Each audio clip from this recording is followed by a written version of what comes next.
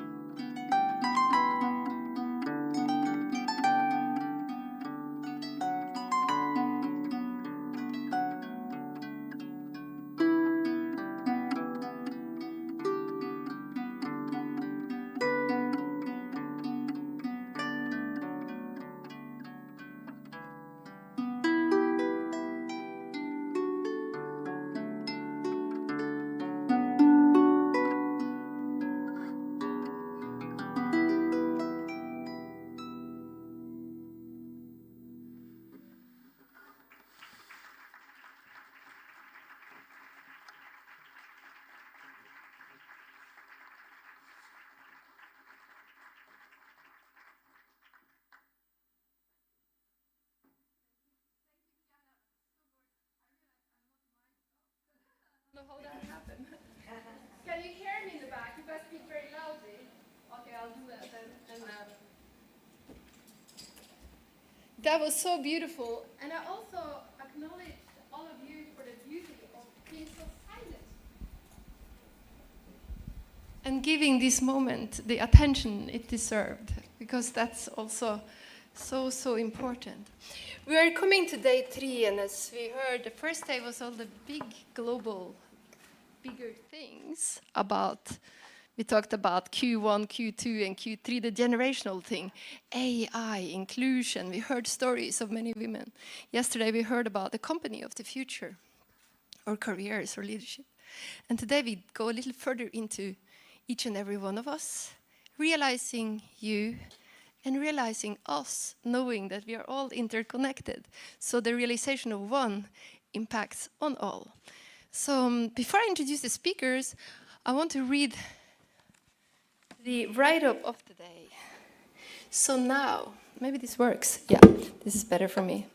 Now, when we have taken on the world and work, we ask, what are our deeper longings, hopes, and dreams? Let's remind ourselves of the value of staying connected, living authentically, and embarking on a journey, or a new journey of discovery. Let's explore how to lead in harmony to a new beginning. Let's create truly thriving lives as we connect to others, to the various parts of ourselves, to nature, to the ideas that matter, to the sweet things of life.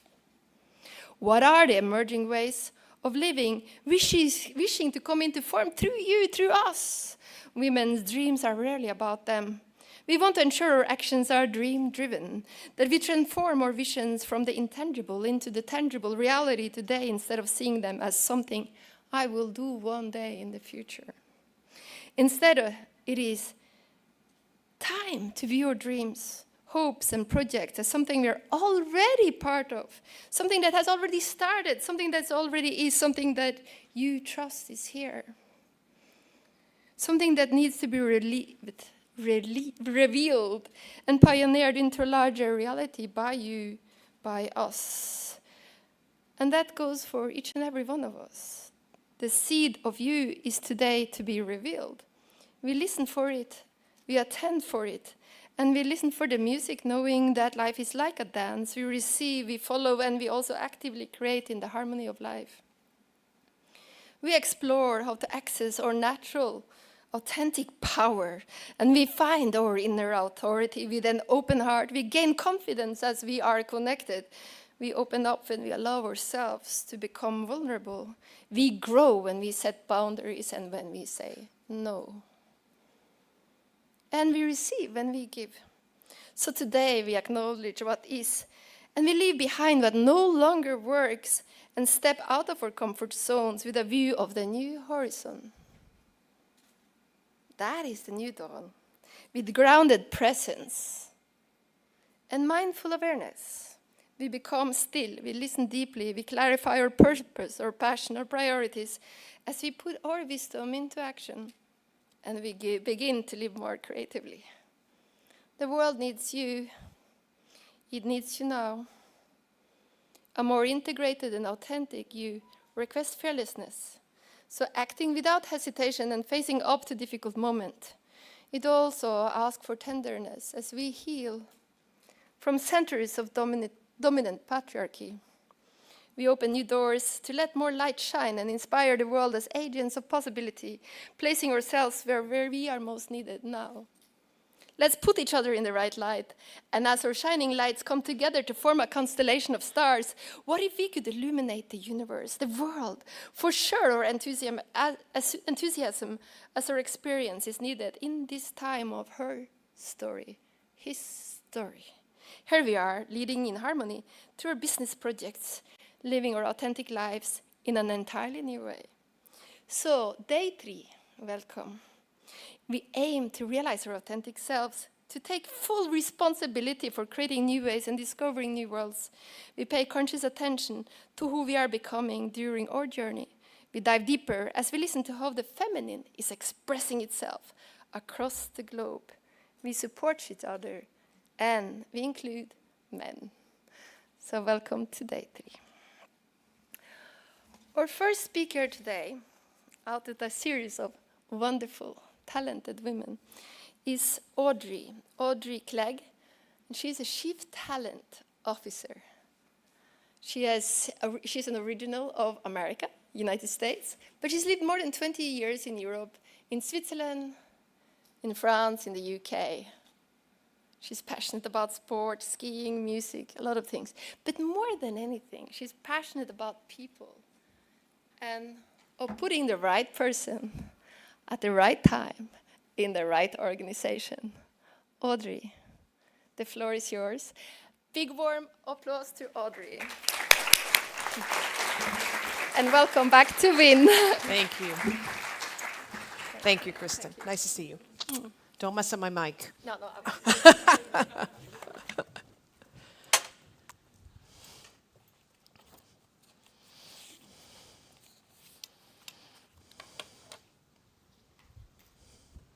Push the mic down. What if I stand over here?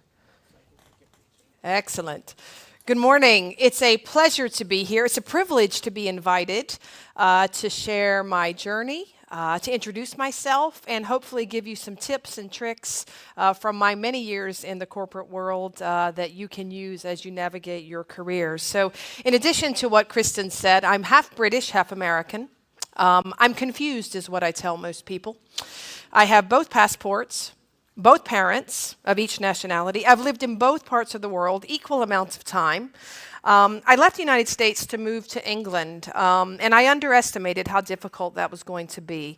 Who's British in the room? Anybody British? There we go. So you know the difference between American English and British English. I learned that the hard way. So one of my tips is don't underestimate what you're saying and the words that come out of your mouth, no matter what language that they're in.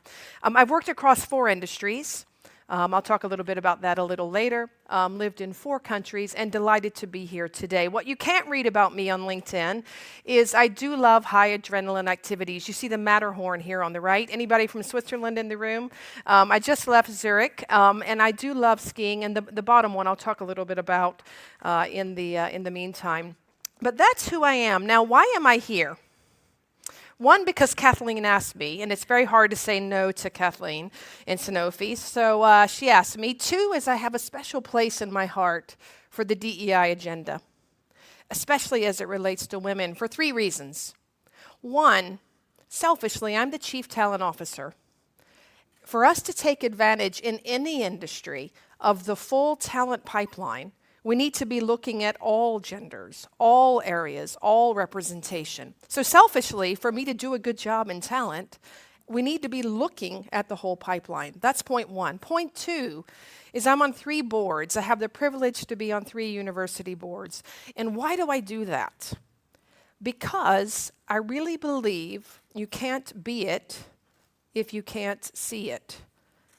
So spending time with these early talents, these people who are studying, no matter what they do, whether they go into industry, hospital, medicine, whatever, music, it allows me, I think, to give back a bit and help show people. I wish I would have had those role models when I was their age. So I'm on 3 university boards, but the most important reason I'm here is personal.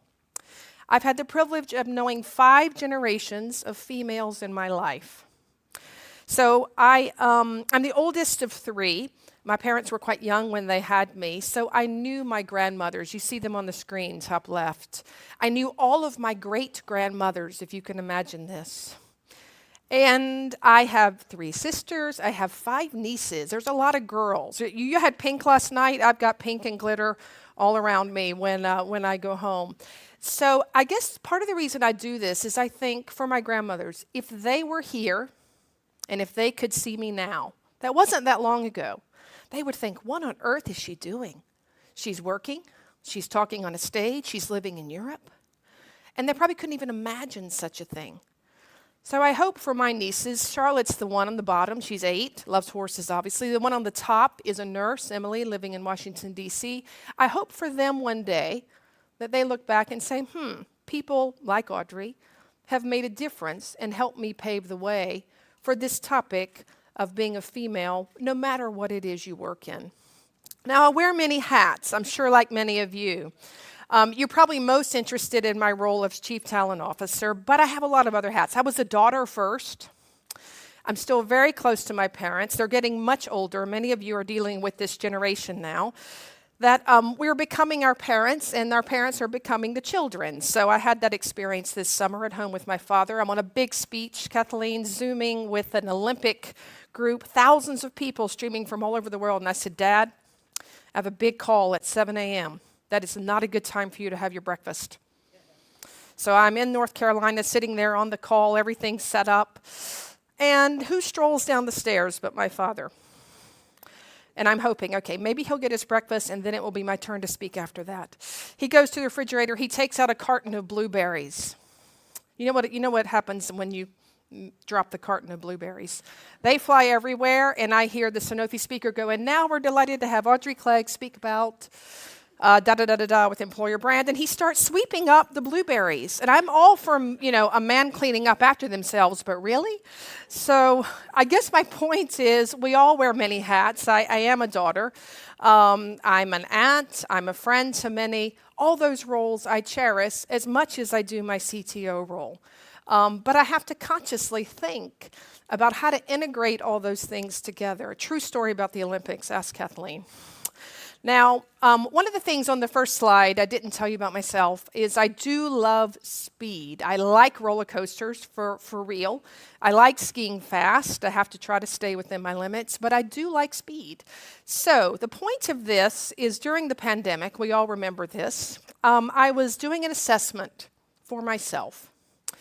And the coach said, draw your career on one page. I said, well, that's humanly impossible. I've been working over 25 years. I started listing bullet points, and all of a sudden I just started drawing, and I drew this. Now you see the similarities. That looks a bit like a roller coaster. I do like roller coasters. And I guess upon reflection, sitting there by myself in my apartment in Zurich, Switzerland, I thought, I've learned, it does look like a roller coaster. I'm older than most of you in the room. I've experienced the tech boom, the tech bust, the financial crisis, like all of us, the pandemic, September the 11th, the recession. I guess what I thought at that moment is I've learned as much from the ups as I have the downs, even more from the downs. And so part of, I guess, my message to you today is when you draw on a page, whatever your career journey is, think about the points of learning. But I think today when Kristen asked me to speak, I thought, what can I tell these people that they don't already know? And I came up with 7 tips. And here's the first one. Know yourself and play to your strengths. I've chosen complicated, fast-moving, international organizations. I like the speed. That doesn't mean you have to like that. But know yourself. Tip number 1. Tip number 2. When you think about your career path, what picture jumps into your mind? Think of a picture, not a word, a picture. I bet a few of you thought of a ladder. That's what I would naturally think of in my generation, my parents' generation, the people who've mentored me. Their career is often a ladder, focused on hierarchy, focused on climbing to the next rung. My personal opinion is that careers of the future, many of yours included, will be not quite like a ladder. It'll look more like this, like a landscape. That's a real road, by the way. Anybody know where that is? Romania, excellent, gold ribbon back there. It is Romania. But I think career paths in the future will be much more of a landscape. You learn as much from going north, south, east, west. And so I think experiences, to me, is the currency of the future, not as much the rungs up a ladder. And so to take this one step further, if you were to draw on a piece of paper an old-fashioned heat map, you can try it if you want. Just draw a heat map, sketch it out. And if you think down the left-hand side, what are the experiences you might need to go to the next place on our career journey, on our windy road.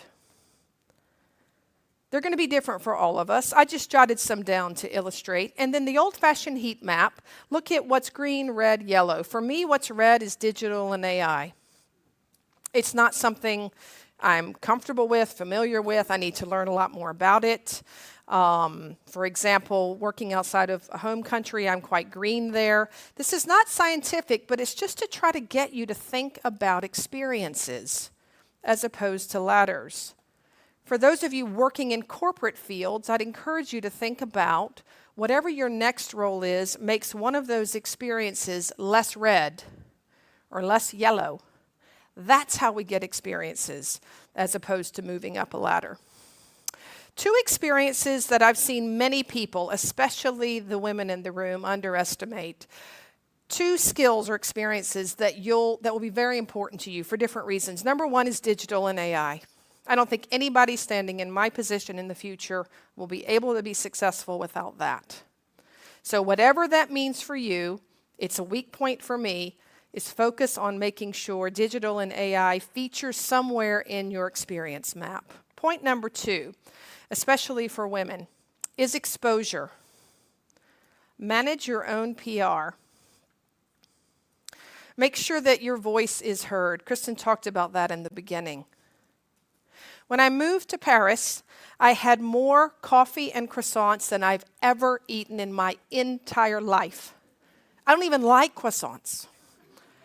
But the power of that network and the power of investing the time to meet the people, connect with the people is invaluable.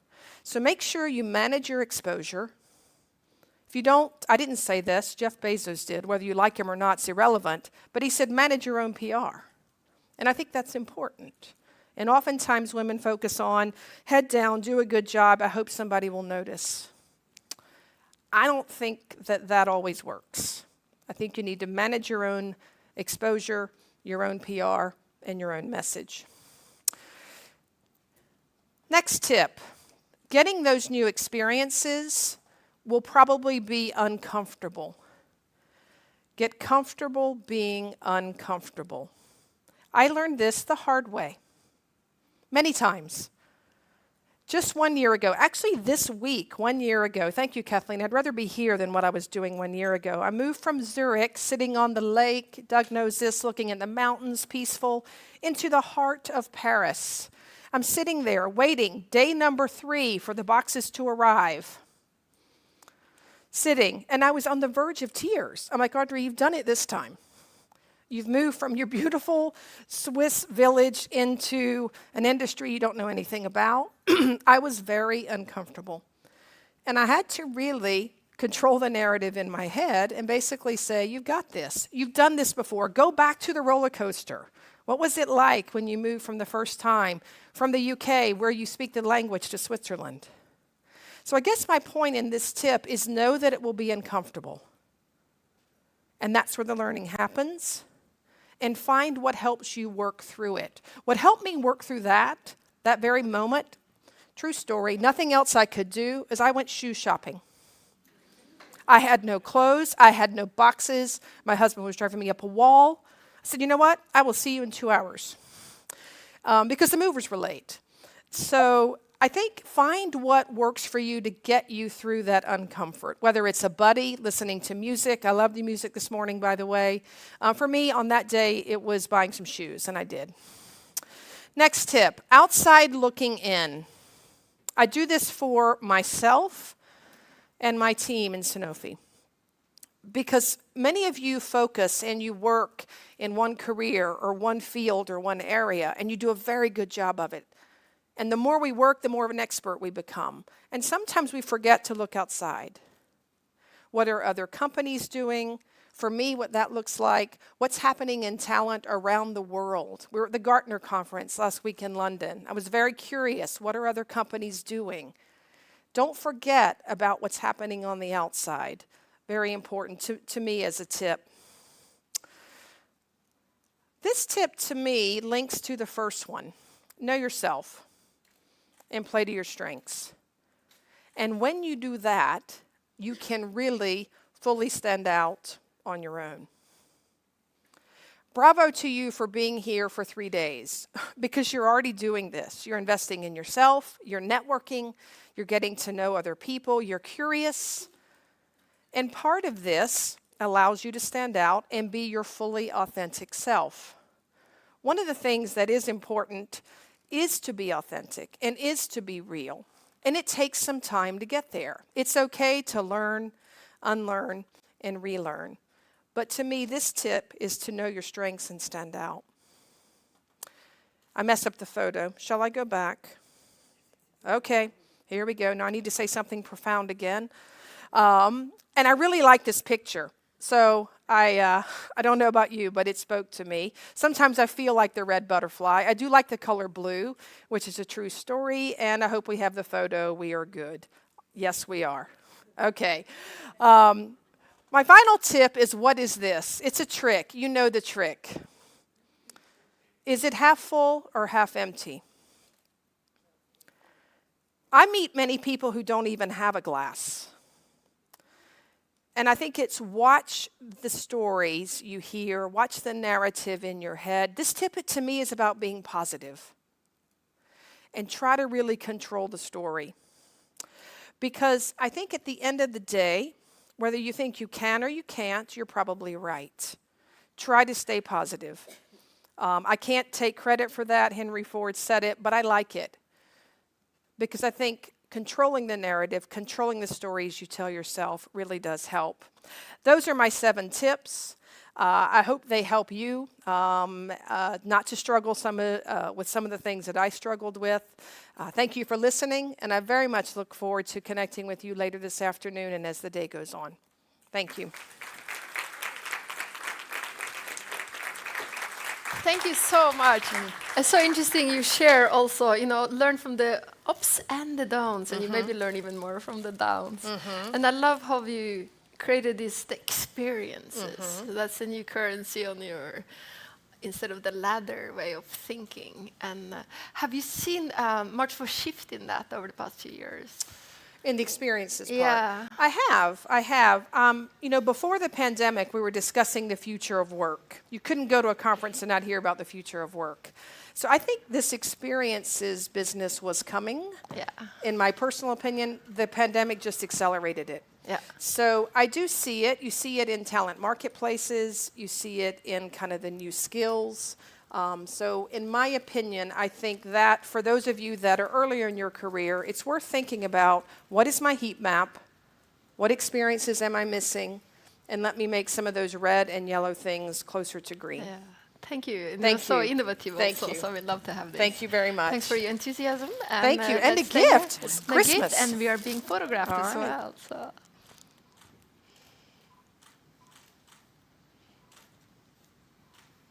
Thank you. Thank you so much. Thank you. Lovely. Thank you so much. Okay, so we are ready to introduce our next speaker. Speaker is Lourdes Perez, and she combines her senior management roles in the International Red Cross, Red Crescent movement by also being a speaker, a consultant, a certified yoga and meditation teacher, as well as also a certified yoga psychologist, therapist. And she has a degree in business administration and economics, but then done a lot of also work in peace and around the world. And I know you just come from Egypt in your latest role. So Lourdes, the floor is yours. We wish her a welcome and a warm applause. Lourdes Perez. Thank you. Thank you.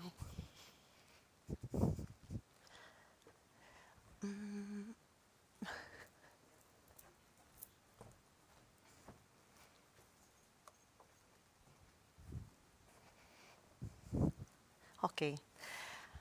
Hello, good morning, everyone.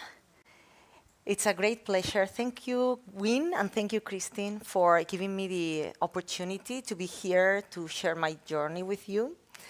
Normally, I'm used to speak in the name of my organization for many years. This time I'm speaking also for myself and to share with you my journey.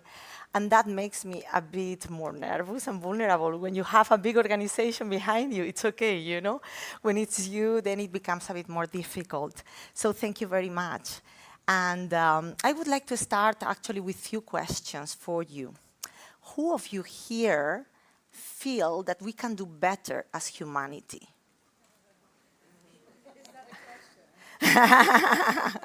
Exactly.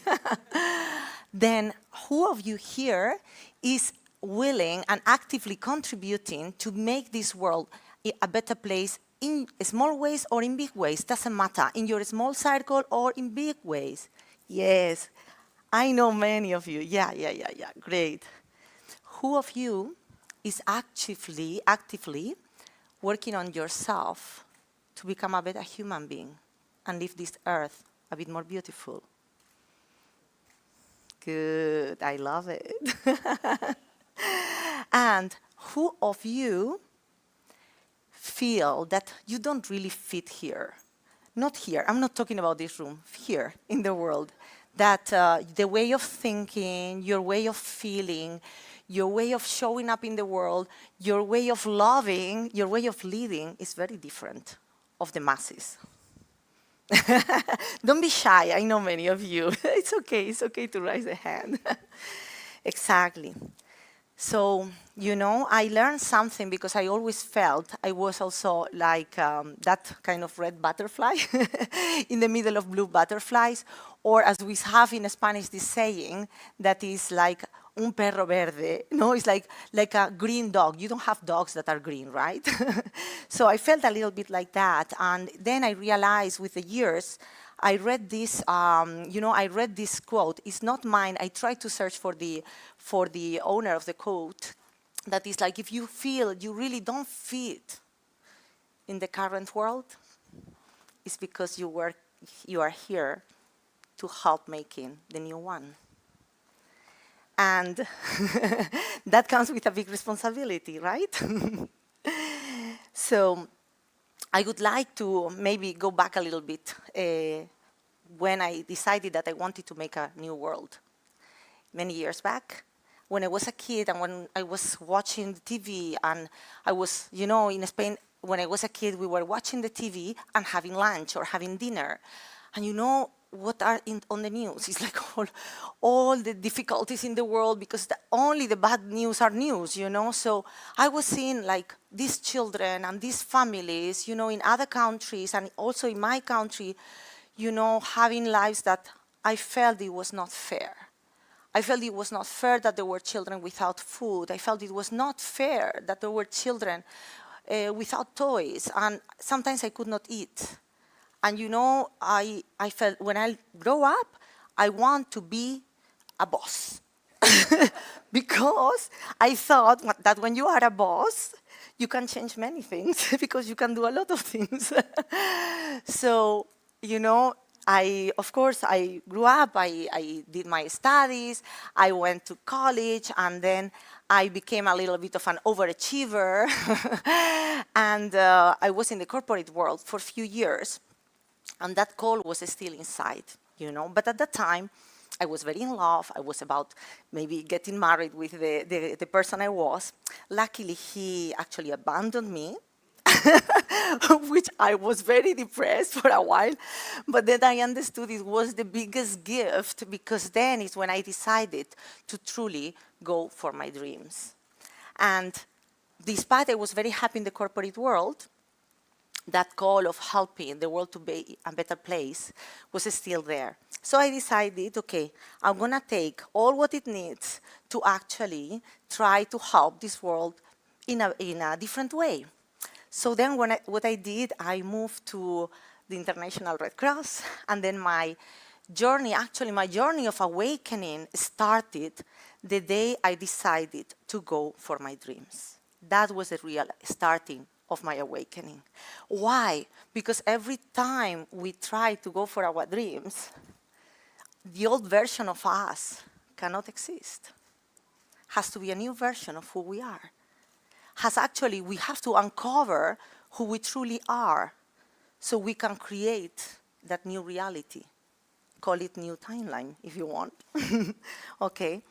So now I would like to drop for 1 minute a video of the reason why I moved from the corporate world to the humanitarian sector. And I would like our colleagues, if you can put the video, please.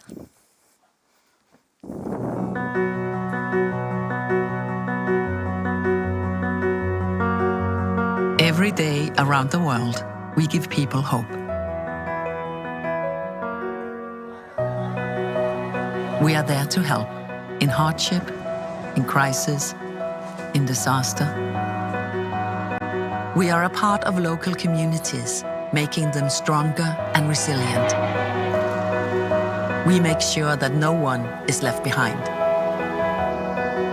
Fundamental principles guide us.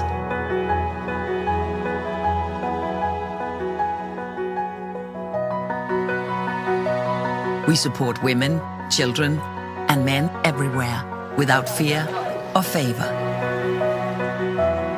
190 national Red Cross and Red Crescent societies, around 17 million volunteers, a network that reaches every corner of the globe and connects us all. We are the International Federation of Red Cross and Red Crescent societies, saving lives, reaching the last mile, building a stronger world.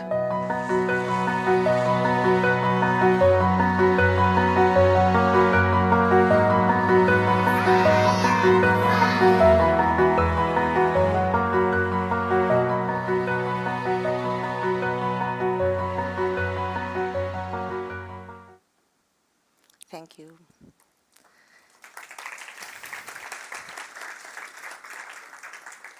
So what drove me was that we as humans, we have so much power to change the reality, to change what we don't want, what we don't. I think we have to start questioning why we normalize that wars exist, why we normalize that there is famine. There is no need for normalizing all that. So if you feel inside your heart that those things are not normal, that means that you actually are here to make a shift, to make a change. So then I decided, to embark in the journey of the humanitarian work. And, I've been in many countries around the world. I love it because I love cultures. But what happened is that I started to try to help the maximum, to work a lot, obviously we have the official meetings, then we have to go to see the projects in the field. So you have this kind of double life, like really extreme cases that they touch a lot your heart, and you really have to then integrate. And at the same time, then the next day you have a meeting with the government to try to change a policy in a country, no? And I'm sure my colleagues from also UN agencies, etc., you understand what I'm talking about. And I realized that I was overworked, I was stressed, I was very happy with what I was doing, but a bit depleted as well. And there was also something that I realized that, I was all the time as well putting my feminine essence down. Because in a world in which maybe you arrive to senior positions very soon, and you are a young girl, as they call you, in the board of other country directors, and you are one of them, but you are the only woman, you want to be seen as a professional. You don't want to feel that you are too young for the position, or or they question you for other ways. So I wanted always to be like very proper, etc. And the idea of proper was not to show like joy or, too much emotions or, actually I was not showing who I truly was inside. I was not bringing my sense of humor. I was like, very proper. Everything had to be very proper. And then I realized that that was not the way, because it was not me. So at that time, I had already started my journey of becoming a yoga teacher, because I felt that in the middle of this chaos that you've seen before in the video, I needed something that could heal me, something that could allow myself to be the best version for the people we serve, but also the best version for myself, to have a wonderful life, to enjoy life. We don't need to be suffering for helping others. We need to enjoy life to the maximum. Life should be a seduction, I feel. You know, like you seduce life, life seduces you. That is a bit of my motto, you know. And in all that process, I started to learn about myself. And obviously, the pivotal moment was when my organization sent me to India. And India was like very important in my life because I went there for 6 months and I ended up 6 years plus 2. So I connected very much to all the wisdom, the ancient teachings, etc. And I realized that bringing that wisdom and those ancient teachings, not only into my life, but into my work, was making a difference. I started to manage and lead from another place. I started to understand when I was leading from my essence and when I was leading from my ego. Uncomfortable, right? But it's true. Sometimes we don't realize we go to a meeting already with a preconceived idea and we want our idea. Oh, yeah, that's what I'm going to achieve. And that is not even our wisdom. That's our ego trying to impose. But when we know ourselves, that changes. You feel connected. You feel that you truly, truly want everyone to win, that there is a space for everyone, and that nobody needs to step on anyone to glow, because there is enough light for everyone. And what I did during the years, I realized that, wow, all this process has taken me to see life differently. And I realized that my other life was actually adding value to the professional life, but I was hiding it because, it's not very cool that, the country head of, an organization is also doing these things. At least not when I started. It's many years back. I started being like a modern yogini, as I call it. I started in 2004, so it was still, all this inner work was still not very developed in the West. So I decided that I would accept myself, that as a leader, I can be a super good professional and I can be a very spiritual person and develop my emotional intelligence and my spiritual intelligence. And that doesn't make me a freak person, doesn't make me a weird person. Actually, it makes you a much better leader. And I felt it in my teams.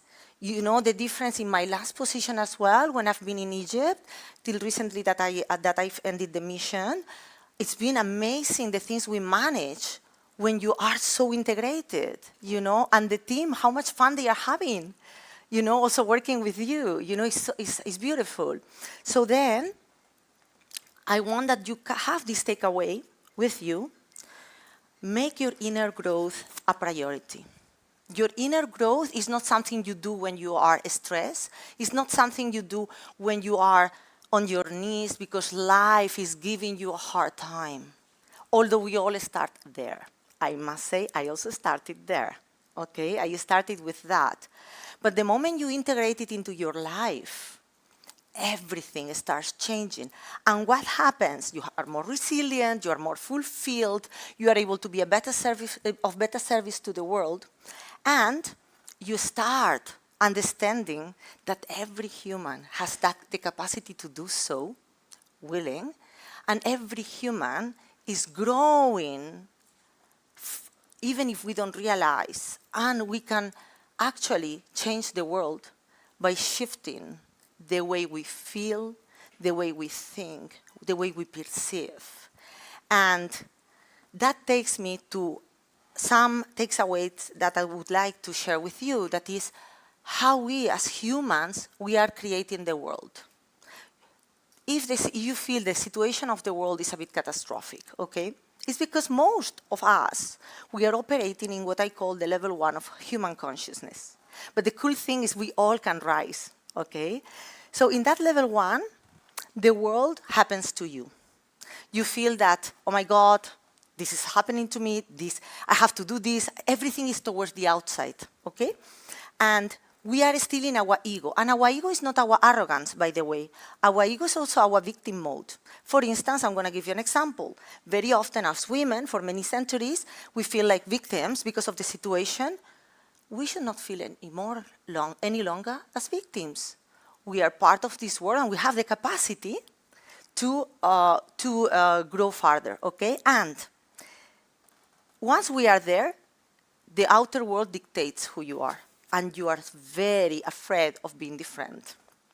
Then you go up, maybe, you start awakening, and in that awakening you start questioning how the world is, why these things are normal, why I should, I don't know, have a degree by the age of 20-something, why I should get married by the age of whatever, you know, and you start questioning a lot of things, you know, why it's okay that we accept a war nearby our home, as if that would be normal and we have nothing to do with it. So we start questioning, and we start seeing that, oof, maybe this is not what I want. And then you start choosing as well, you know, that you can shift. You start choosing your thoughts, you start choosing your emotions, you start choosing your attitude in the world. And then that takes me to the third level. The moment we start questioning, the awakening starts, and then there is no way back. And it's very uncomfortable. For a while, it's a bit lonely, the inner path. But then it's amazing, because you start, you know, connecting to yourself. You start becoming much stronger inside, much more resilient, and you start choosing the world. You realize that you co-create all the time. So that makes you the CEO of your own life. That makes you very responsible for what you bring into the world, but also to what you bring inside of you. What is your inner dialogue? Because your inner dialogue, what we think inside, what we feel inside when we are alone, is what actually creates our reality. So you start to be okay with being spiritual and being a manager or a leader. You start recoding your mind as well. And when you recode your mind, you start healing inside. And you heal not only you heal the generations that came before you.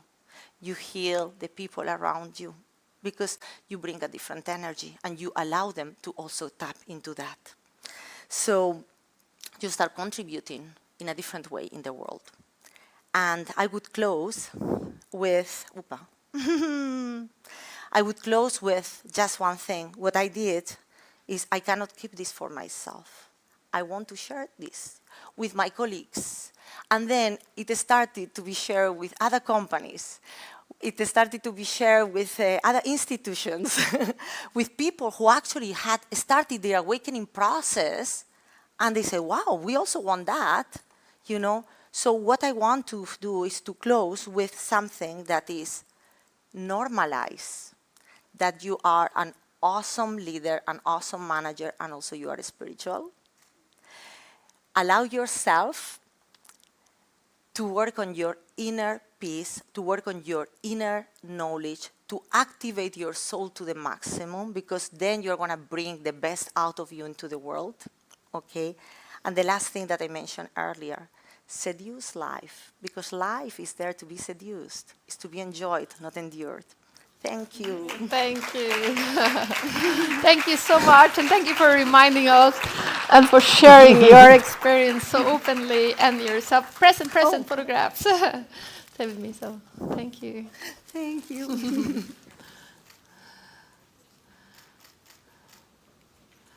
Okay. Thank you, Nancy. Thank you so much for sharing your experience and knowledge, and also this thing of hiding the inner path for a while because he felt strange. Well, it's just addition to, I mean, we can have the emotional and spiritual intelligence alongside your intellectual, physical intelligences.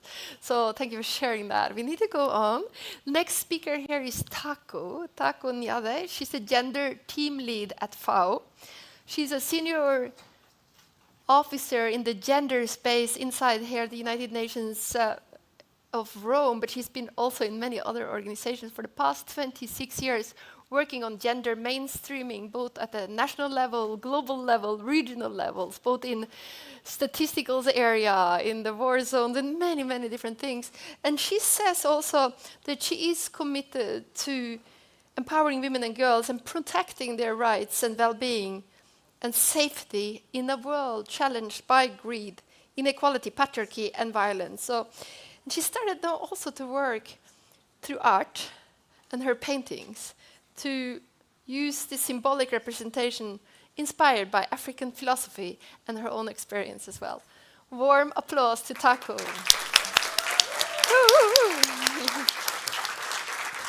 Thank you.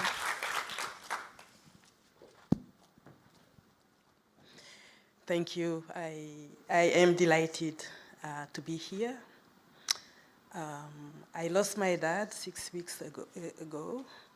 So it's been tough. So the conference this year is a breath of fresh air for me.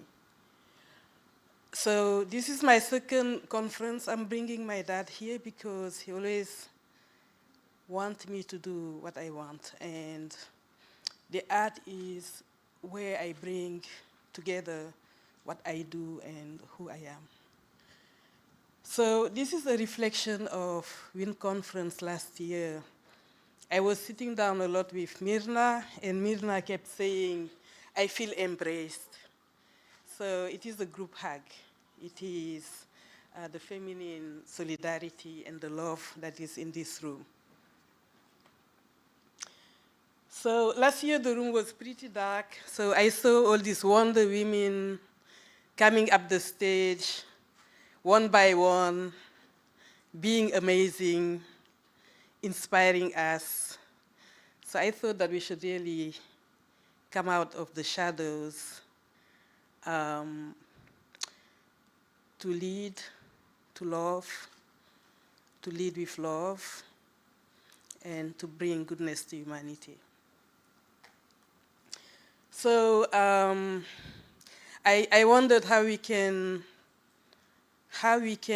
harness the divine feminine energy that is here so that we can bring some response to the challenges of this world, because we are the fire. We light up every home. We warm up every heart. We are also the mountain. We rise up tall, we see far away, and we aim high. We are the stars. We are bright, we are mesmerizing, we are resourceful. We are the sun. We are generous. We are passionate. We are resilient. We are the hatching butterfly. We have strong wings. We have high spirits. We are ready to fly. We are nature. We are regenerating. We are motherly. We are also resilient. We are the moon with its gentle gaze on our beautiful world gone totally crazy. We are the enigma. We are mysterious. We are boundless. We are soulful. We are warmth. We are a sanctuary for inner peace, for love, for understanding. We are wealth. We should never go anywhere looking for treasures. We are full of treasures. We are treasures. We are the guardians of life. I always say my mother is my shelter. We have birthed 9 billion humans with such grace. We are life. we are resilient, we are powerful, we are strong-willed. We are love. We share love, we give love, we like love.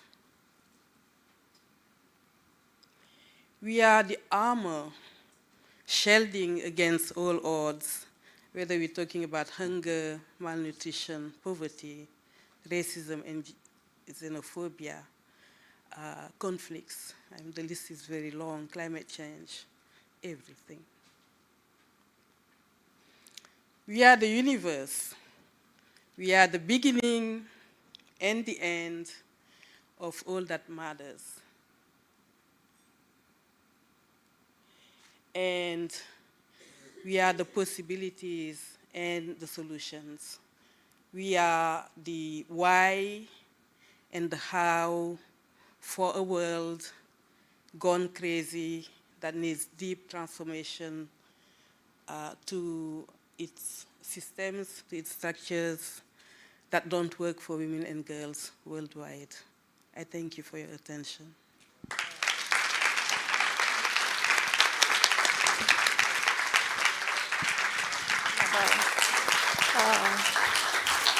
So, Take, is your book here? Is your book here available? Do you know? No, I didn't bring the book. No, I have a book that is called Women. It's on Amazon and all the platforms. It's also a collection of paintings and reflections from many friends from the women's movement worldwide. Yeah. And Taco told me also after many, many years you work on all sort of strategies and tactics to work on gender, to create the mainstreaming, the gender balance, and then you came across art. Can you share a bit how you feel that art can be also one of the many ways to create a world that works for all?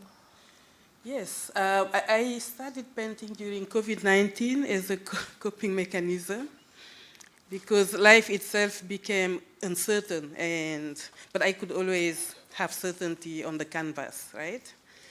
And I thought that we've done a lot. We've done conferences, capacity development. We've done everything. I've been in this field for 27 years now, and I thought that we should come up with something new. Yeah. So how do we touch people's hearts through art so that we can trigger actions? That's the idea. Thank you for your work Thank and you. all through all these years also. So here's a gift for you. And then from Teresa.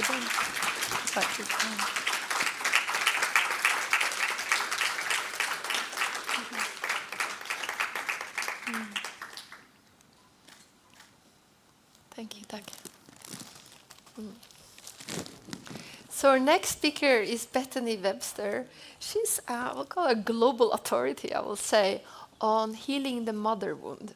She's educated bachelor, master in psychology, and she started blogging in 2013 about the mother wound, and that quickly experienced worldwide as a big demand for this work. And through blending her research, her intergenerational own trauma, feminist theory, and so on and so forth, this work is now spreading like wildfires. And I'm very honored that Bethany is with us again. And thank you. The floor is yours. Warm applause to Bethany Webster. Yeah, thank you.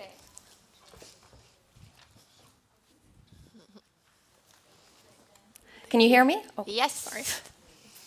So great to be here. This is my second time at WIN, and I love day 3. Day 3 is the day when we go deep, and I think into the foundation of, what it really takes to do all the exciting things we've been talking about. We've been talking about the world now, companies of the future, but how do we build a foundation inside of ourselves to make this happen?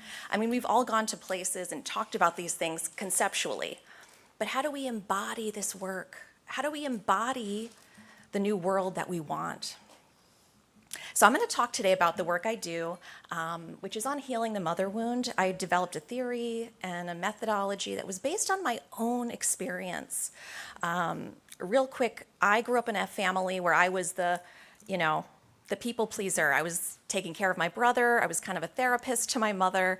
I was, kind of groomed to be, for everybody else. I overfunctioned.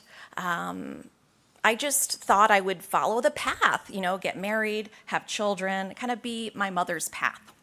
And then when I got into college, I experienced incredible symptoms. I was having panic attacks, I was feeling depressed, and I thought, what's happening with me? I had no explanation for why I was feeling so low, full of self-doubt. I got into therapy early because I was like, I need support with this. I don't know what's going on. And I thought I had a great family. I thought my mother was my best friend. And I remember in the early days, my therapist would say to me, we need to talk about your mother. And I said, no. I don't want to talk about my mother. I don't want to go there. That's too scary. So for about 5 years, I was in therapy, working on other things like my career, my romantic relationships. But then I noticed something. I had a shocking realization that all the challenges I was having in all these different areas of my life had a certain theme. And the theme was that it's not safe to be authentic. If I show up as my real self, I'm going to lose. I'm going to be abandoned. And I realized that this core belief really stemmed from what I learned both implicitly and explicitly from my mom. So I started working on that. And I'm going to tell you a little bit about my journey, about how that came to be. It was really scary. What I discovered was that in my family system, if a woman was growing, so I was becoming more empowered through therapy, I was setting boundaries, I wasn't people-pleasing, I was kind of standing up for myself, speaking up. I was less available, more independent, more autonomous, and this created ripples. It was like the family system started to experience turbulence.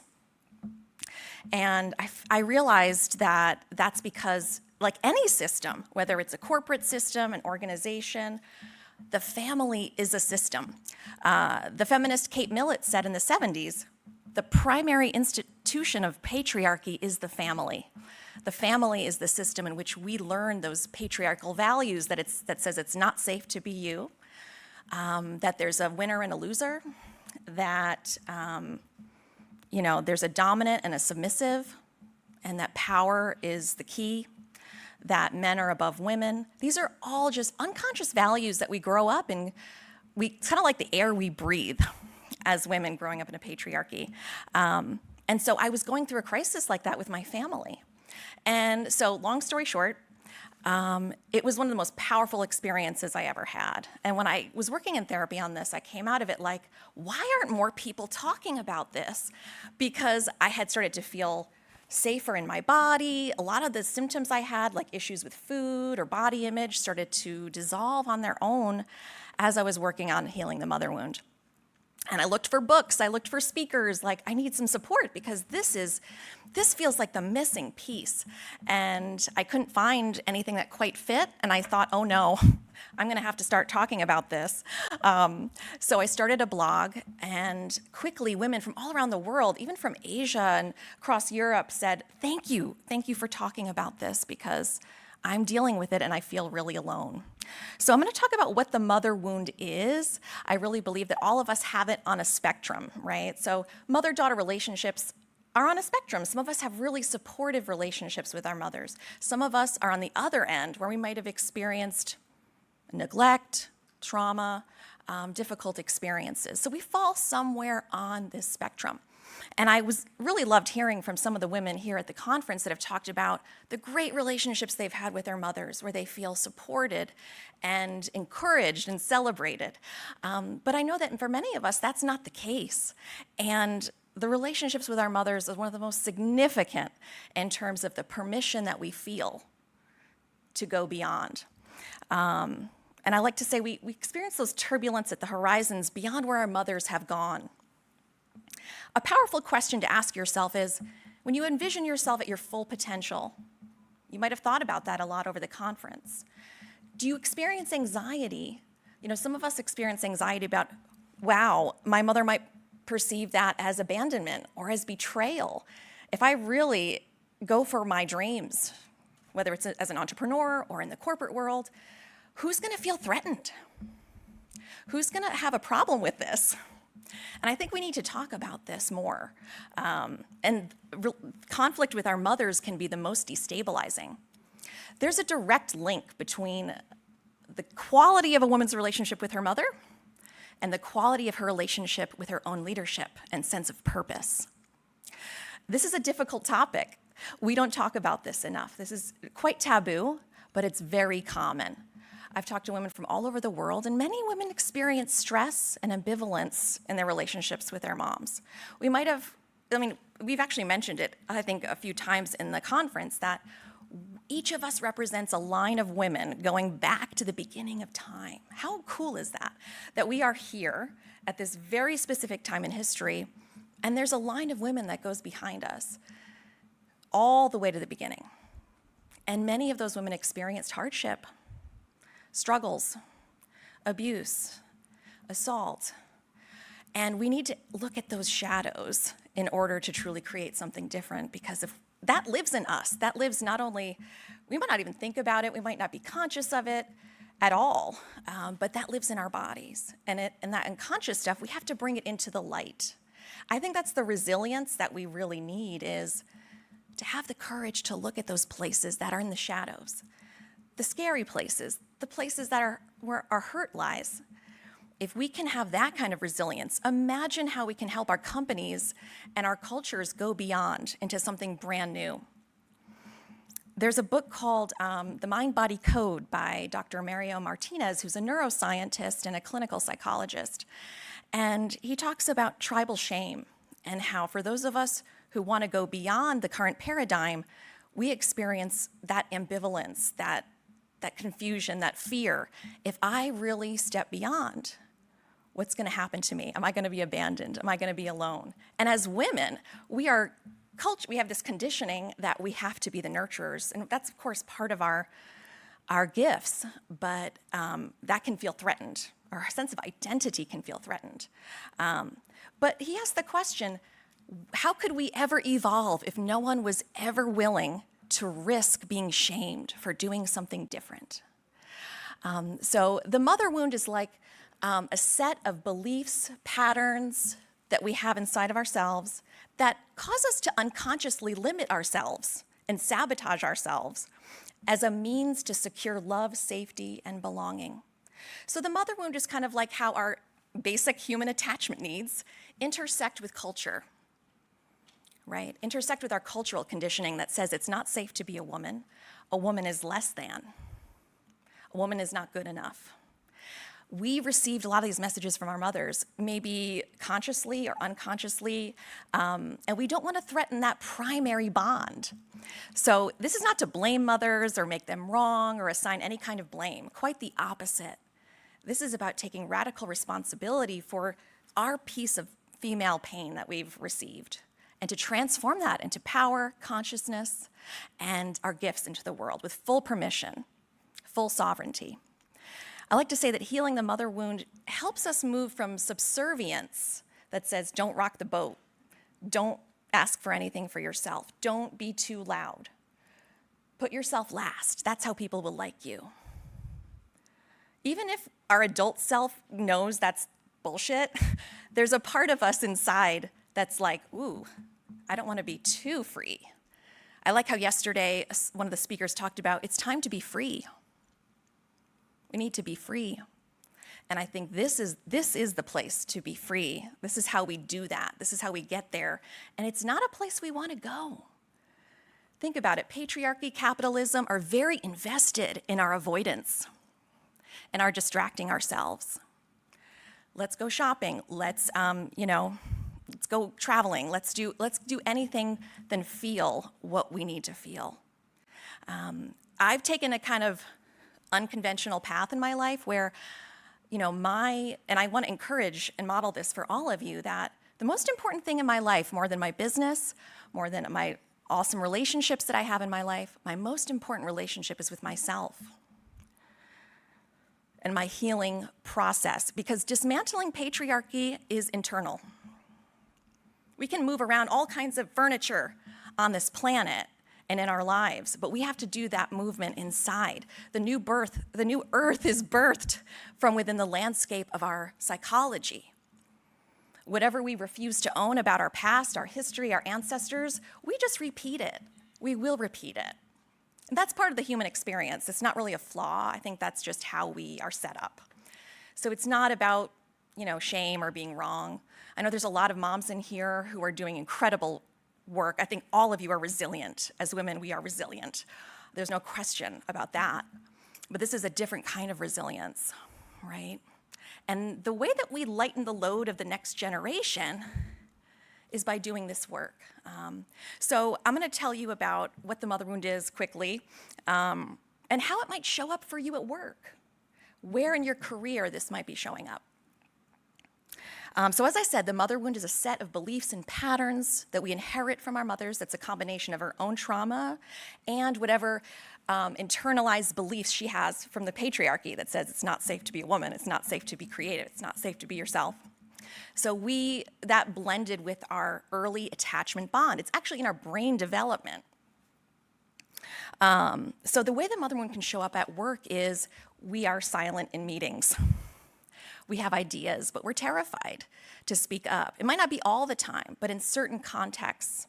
We might attract bosses who remind us of our mothers. How many of you have ever had that experience where you have a new boss or a new colleague and you're like, oh no, this isn't gonna go well? I have to actually say that a lot of my healing the mother wound has happened in the context of work.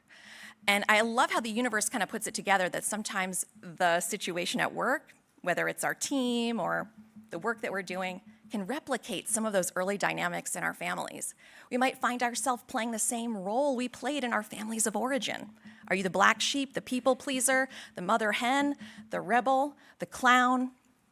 Wherever you're stuck right now in your position, whatever's blocking you, that's your gift. That's where your healing takes place. It's not in our head, it's in our heart and in what's happening in the moment in our lives. So let me just go through a couple more examples, because at work, this can really trip us up. So we can compare ourselves to other women. We can feel competitive with other women. We can feel perfectionistic. We can burn ourselves out, working so hard, trying to do everything, not asking for help.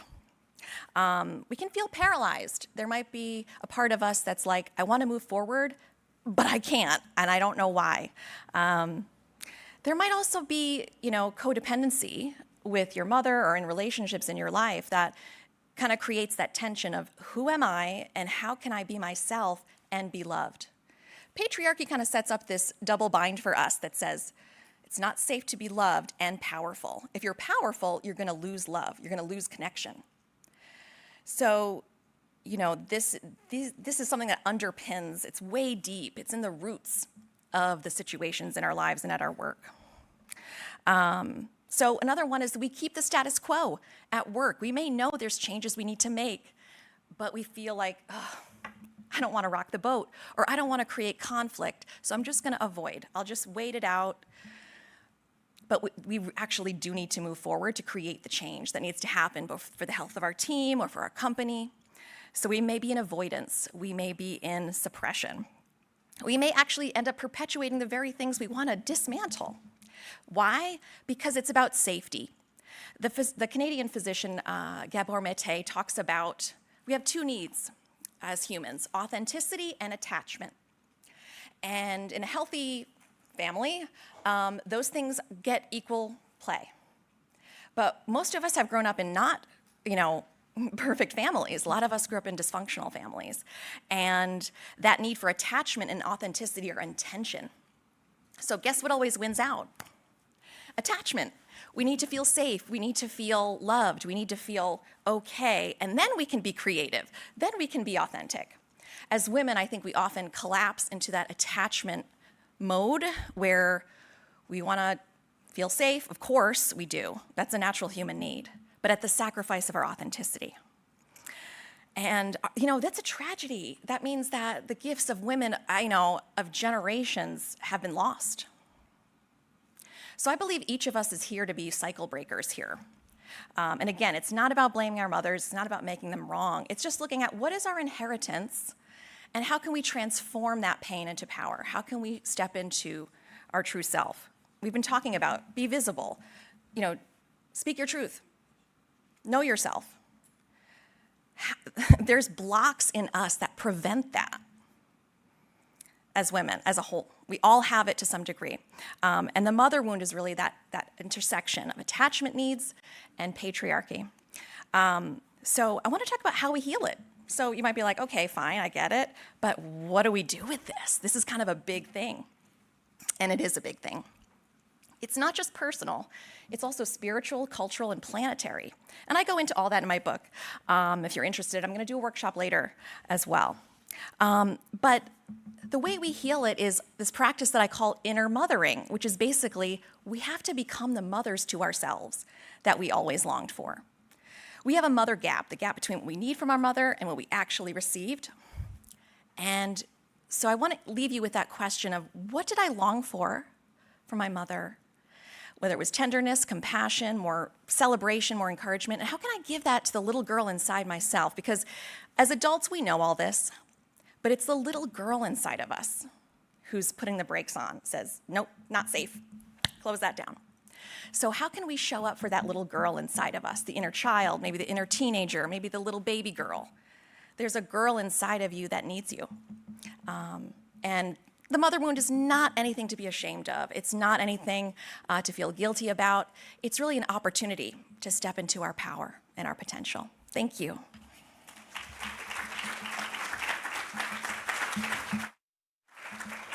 Thank you so much for this incredible work you're doing. And we have had you here before, and I know many of us that have worked on this, and it's so important. Yeah. I can share even, we made this film I showed yesterday. Yes. And when it first came up, I showed it a few places, and I got so scared, and I felt this pain inside. And I didn't know, and I thought, oh, it's something with the women. But working on this, and yesterday I felt so safe sharing it with you. Great. But I just want to see this thing of being creative, this being seen. Yeah. And I recognize it, and I know, and I have worked with you, and we have had so much fun over here. I love that you included the picture of yourself as a baby, as a little girl. Yeah. I was like, yes, that's it. That's the right work. There. Get her book and keep working. Thank you. Thank you.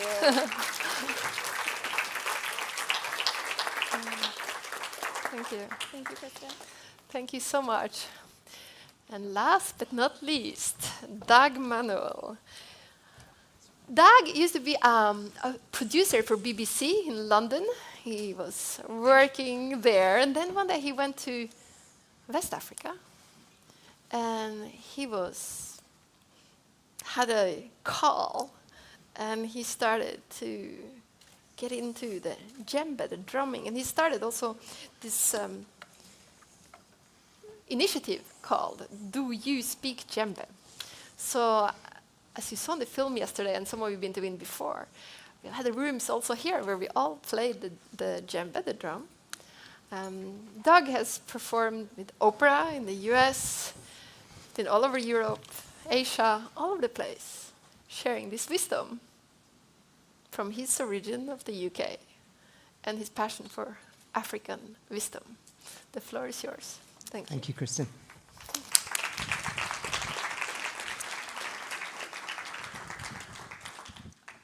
So it's a huge, huge pleasure to be back here at WIN.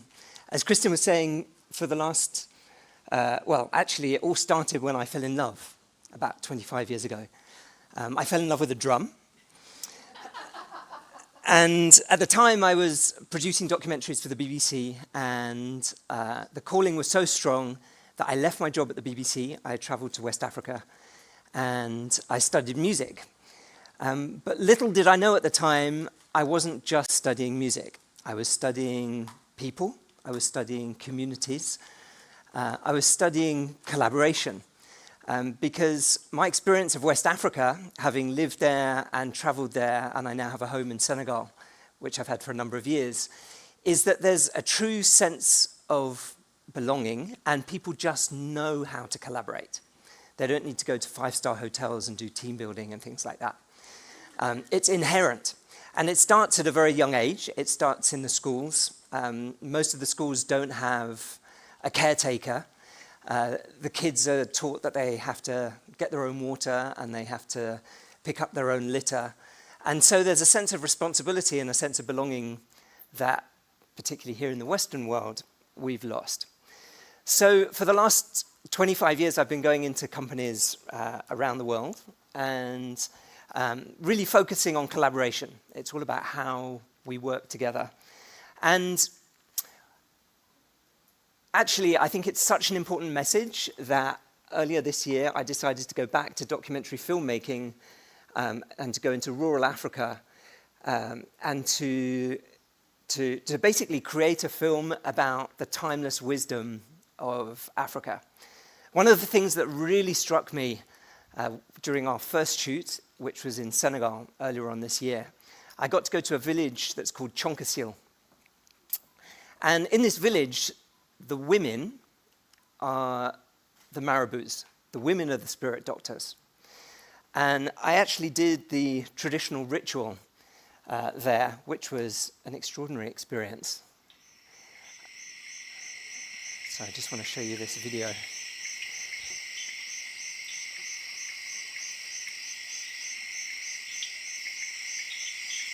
Ta hết edin kira law ma ma nyen bu ko foe ko nyang gun na bo parce que go nyo wanto wano so ngu duen ja jajak e kime o ko nyang gon to bo jat bare set yera o ma nyen dal se bu me edin kira o. Si c'était les hommes, mais pourquoi maintenant les femmes? C'était quoi le moment, le switch? Pourquoi les hommes ils sont partis et donner la responsabilité à des femmes? Mare l'islam. Parce qu'elles disent que les hommes ont abandonné parce que Allah Akbar. Maintenant ils ont pris la religion. C'est les femmes qui maintiennent la tradition. Avant, c'était les hommes. So it's the women that maintain the tradition. The men went off and followed Islam, and the women maintain the tradition. That's amazing. C'est extraordinaire, ça. Ben, merci pour faire ça. Hein. Jeff, merci beaucoup. Merci. Vraiment, merci.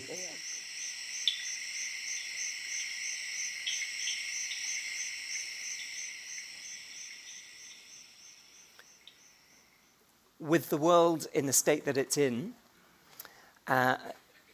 it's absolutely true, as Bethany said, we have to dismantle patriarchy. Men started looking for the next best thing. Islam came along in West Africa, and it was the women that maintained the tradition. So with this in mind, as a man to you, all these women here today, I'd like to suggest that you're incredibly important. Your role in the world today is of critical importance. You can't rely on us to make things any better. You really can't.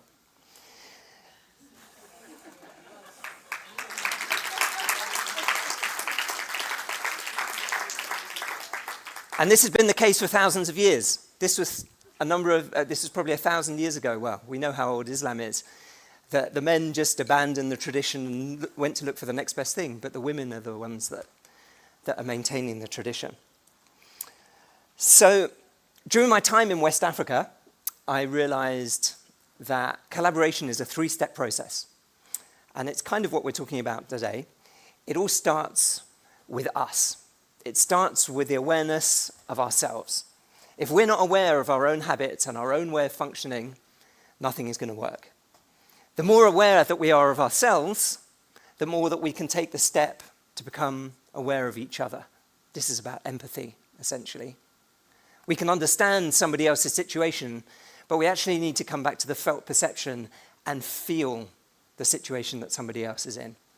And then the third step, once we've become aware of ourselves and we've developed more of an awareness of each other, we go towards collective synergy. We can go towards collective synergy. But all of that starts with purpose. As Simon Sinek said, we have to start with a why. We have to start with a why. And so I want to give you a sense of how important purpose is again, from somebody in West Africa who's taught me an incredible amount. A few years back, I got COVID really badly. 6 weeks in hospital, artificial coma, on an incubator. I was really, really, really scared. And so I went to this village elder when I was in West Africa, and I asked him, what's he afraid of? mu ne bi mu tëddee ci lalu hôpital. mu ne wallaahi dafa tiitoon. man suma aduna du mooy tiiti ji comme suma doomi xale yi lay boo sax yow damay xalaati loolu bala ma dee fekkee muy ñi. She said that he's sometimes afraid because when he think about the young kids he has here, it made him sometimes afraid because he said that when he's died today, who's going to take care of these kids? His life is not for himself. He's living for the people, for the other people, for the neighbors, for the kids he has here. The most important thing is not his life.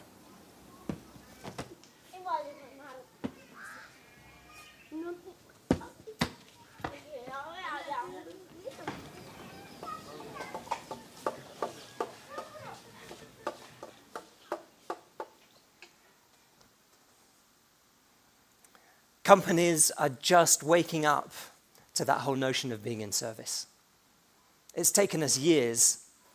It's taken us years to get there. We've had to break through all sorts of things, but everybody today knows that the world is not in a great place. And so we have to go back to purpose. And so the big question, if that's our starting place, because if we're not connected to our purpose in any way, there's no point in collaborating. There's no point in active listening. There's no point in doing anything, really, if we're not connected to our why. And Tony Robbins has a question that he asks. He suggests that we shouldn't be asking ourselves, what do we want from life?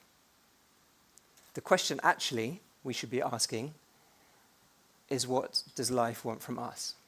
What does life want from you? And so what I'd like to invite you to do is just to take that piece of paper that you have in front of you and maybe close your eyes while we listen to, is it going to work?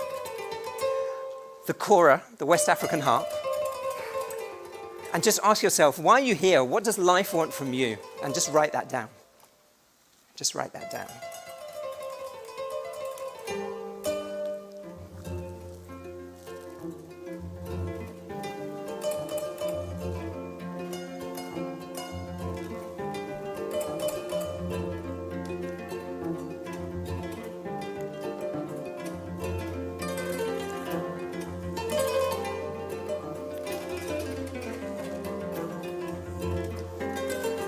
Has everyone written something down? Does anyone need more time? Yes? No?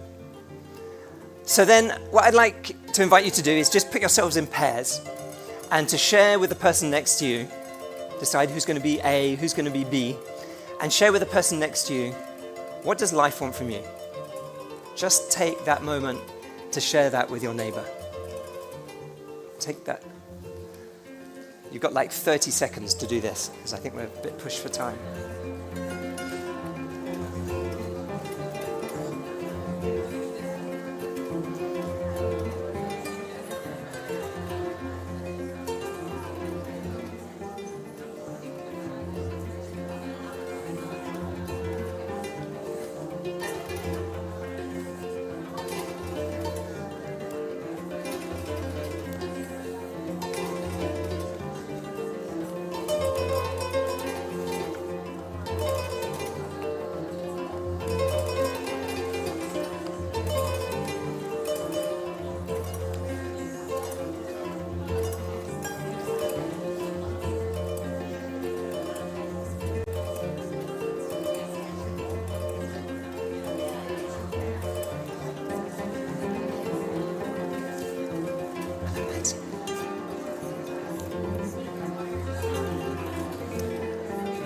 Okay, and if you haven't done it, it's time to swap. It's time to swap in your pairs. So just tell your neighbor very quickly why you're here. What does life want from you?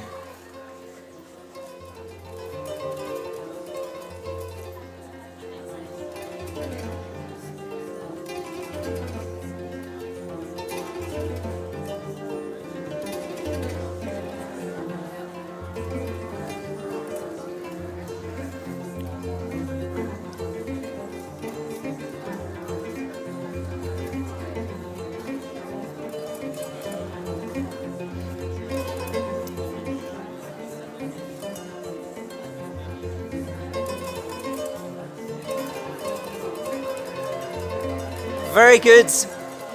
You'll have more time when you're drinking coffee shortly to be able to share more with your neighbors and the other people that are here today.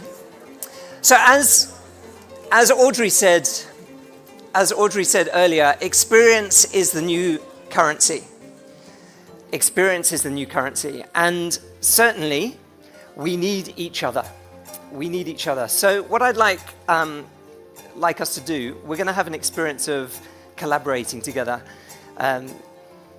Actually, at the beginning of WIN, and for the last however many years, I used to bring drums for all the women, and we used to make music together. But discussing with Christian a few weeks ago, we decided that actually taking a more of an in-depth look at what collaboration takes, and bringing up some images from the documentary would be more important to do this year. So with this in mind, I'd like to invite us to stand up. We've been sat down quite a lot this morning, so I think we need to move our bodies and embody all of this learning that we've had today. So the first thing that I'd like us to do is just to take our right arm out in front of us like this. And with our left fist, what we're going to do is just beat up the inside of the right arm. And when we get to the shoulder, we're going to make some sound, a kind of one of those. Okay, and then down the outside of the right arm, and then back up the inside of the right arm, and then let's really find our voices. And this time we're going to go, there we go, down the outside. And then we're going to shake our right arm in the air. And then we're going to take our left arm out in front of us, and with our right fist, we'll do the same thing. And when we get to the shoulder, we're going to get down the outside, and then back up the inside again, and a really big WIN roar this time. So let's hear you. There we go, down the outside, and then we're going to shake our left arm in the air, and being careful of our lovely neighbors, we're going to roll our shoulders back and take a few breaths. Very good. Now we've done the upper body, we're going to do the lower half of ourselves, so we can take our right leg out in front of us maybe, and then with our two fists, what we're going to do is beat down the right leg. We can put the right foot on the floor, we can go up the right leg, and we can go down the right leg, and we can go up the right leg, and down the right leg, and back up the right leg, and then we can shake our right leg out in front of us. And anyone tell me what's coming next? Okay, I was hoping for left leg actually, but okay, so we're going to go down the left leg and back up again, and back down again, and back up again, and then back down again. This time we're going to stay down here, and we can just beat our sacrum and our bums a little bit. Very good. And then we're going to come up and just shake out our whole body. So the only way that we can work on ourselves, the only way we can do things differently to make positive change in the world is to be really present and in the moment. Do we agree? Yes. Okay, one big clap. See how present and in the moment we are. Okay, wait, together. Together, here we go. Together, there's an echo here. Good, good, good, good.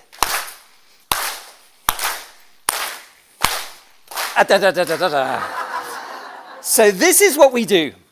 This is what we do. As human beings, we fall into habits really, really, really fast. If we're going to make a difference in the world today, we've got to be there, on the button, present in the moment, together. Here we go. Good. Good. Okay. So whilst we're there, in the moment, present, focused, concentrated, together, please, don't forget to breathe. What does a human being do in a moment of anticipation? What do we do? This thing's clicking over here. Let me just turn this off. Here we go. What do we do?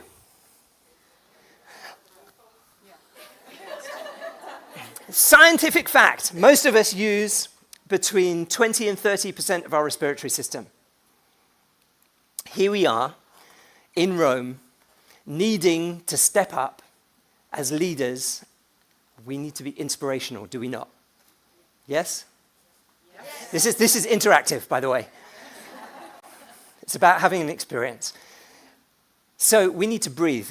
English Oxford Dictionary, definition of the word inspiration. What does it mean? Inspire, infuse with breath. We forget the true meaning of words today. It's like courage is not about being James Bond. It's about speaking the truth of the heart. Inspiration. Take a breath. And take another breath. And take another breath. And now take the deepest breath you've taken all day. It's free, by the way. Take another breath. Okay, I'm going to change one word in the equation. Allow a breath. So what happens in the space? Taking versus allowing. What happens? Silence. We talked yesterday about active listening. I can't remember the man's name on stage. Marcello. He talked about the importance of active listening. Active listening is allowing. It's as simple as that. That's where opportunities lie. It's in the deep listening. Here we go.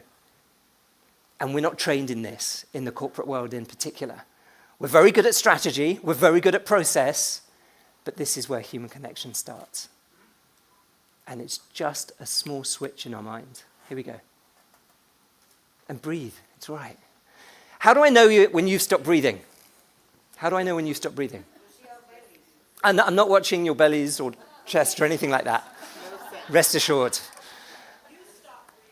Thank you. I know that when you stop breathing because I've stopped breathing.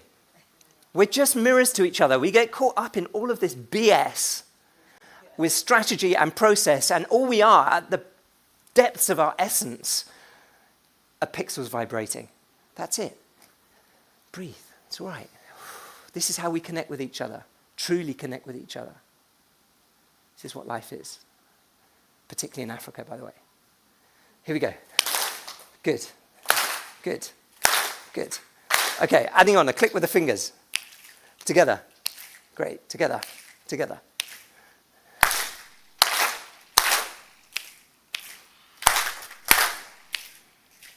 Okay, a stomp with the right foot. Together. Here we go. And again. And again. And again.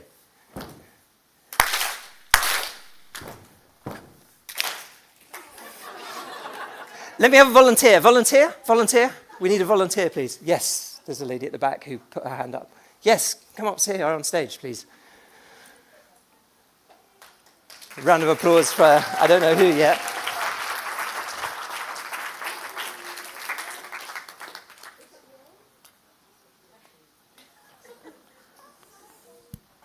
There we go. What's your name? Eve. Eve. Hello. Eve.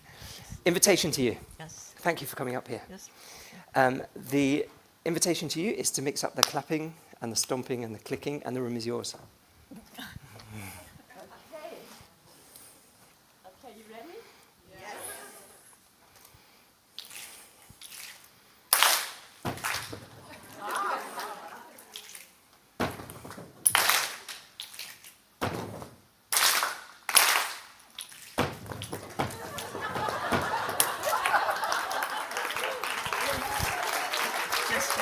Yeah.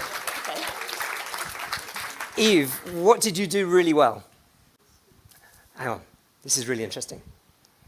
I tried to... Hang on a sec. Ask 95% of people, what did you do really well? You'll get... I've got to say something. Oh, I tried. Interesting, right? Is it important today in the organizations that we work with that we give full-on encouragement to the people that we're working with? Yes or no? hang on a sec. How can we give encouragement to other people if we can't give encouragement to ourselves? How can we give away what we don't have?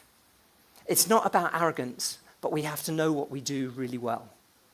What did you do really well? Not I tried. What did you do really well, please? Engaged. Yes?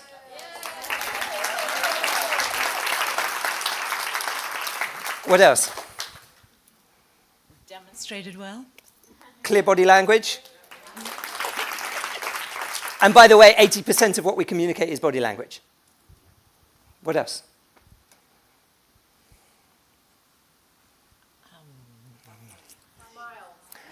I was going to Smile. say that. Smile. Yeah. How much does a smile cost? 0. How much does a smile cost? Do we want more people who smile in our organizations? We are mirrors to each other. If we walk around smiling, the chances are we'll get a smile back. Yes or no? Yes. So let's do it. Yes. Let's do it.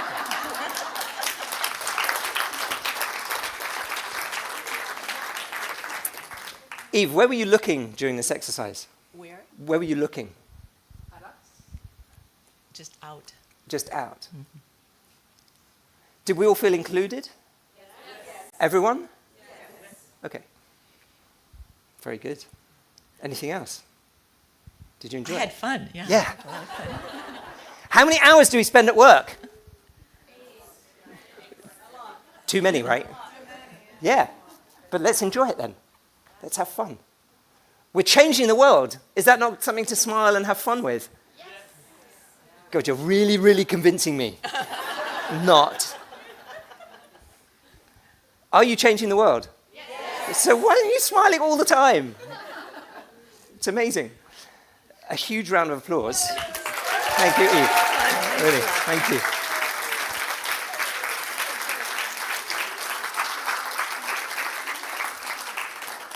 So these are the small things that we can do that are free, that cost nothing, that make a huge difference to the world. That make a huge difference to the world. I want to show you how rhythm works, because rhythm is rather like community. So bear with me with my technical stuff here, but let's just start with one super simple rhythm.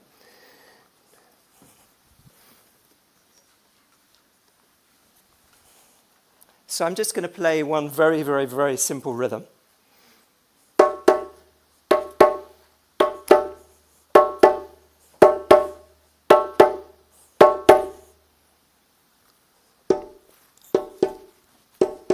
Simple rhythm. If you didn't study African music, you might not even know where the one is. Take this as perhaps being a department in a company, working on their own.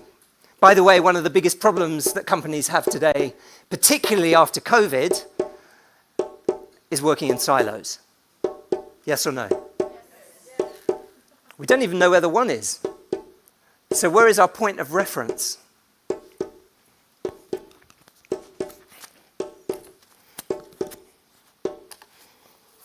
Second rhythm for you.